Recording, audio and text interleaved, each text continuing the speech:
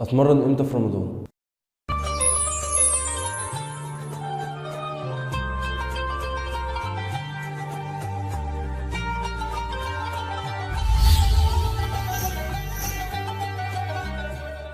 السؤال ده بيجي في دماغ ناس كتير وناس كتير سألت عنه. في الفيديو ده يا شباب بقول لك امتى تتمرن في رمضان وايه احسن وقت، ولو اتمرنت وانت صايم ايه اللي ممكن يحصل. خليني اقول لك في الاول ان في وقت الصيام معدلات تخليل البروتين بتكون قليله، وبالتالي لو انت اتمرنت وانت صايم معدلات الهضم هتكون عندك اعلى بكتير من معدلات البناء. ده اللي قالته دراسه اتعملت على معدلات تخليل البروتين هتشوفها في المخطط اللي هيظهر قدامك ده. غير بقى عمليه تخليل البروتين، خليني اقول لك لو اتمرنت وانت صايم ايه اللي ممكن يحصل. اول حاجه، انت لو اتمرنت وانت صايم بتعرض نفسك لخطر الجفاف، لان انت بتنزل تتمرن وتعمل مجهود وما بيكونش فيه اصلا ميه داخله جسمك، وبيكون موقف ميه بقالك فتره طويله بسبب الصيام. كمان لازم تكون عارف ان قله الميه بتخلي مرونه العضله قليله برضو وانت بتتمرن. وهنا بنيجي للنقطه الثانيه واللي انت فيها بتعرض نفسك لخطر الاصابه لو اتمرنت باوزان تقيله. كمان الصيام هيكون ليه تاثير على شده التمرين بتاعتك، لان انت تكون صايم فتره طويله موقف فيها اكل وموقف فيها كارب، مفيش طاقه في جسمك خالص، فبالتالي شده التمرين بتاعتك هتكون قليله ومش كمان التمرين وانت صايم هيأثر على نسبه الاملاح والمعادن الموجوده في جسمك، لانه انت بتتمرن بتفرز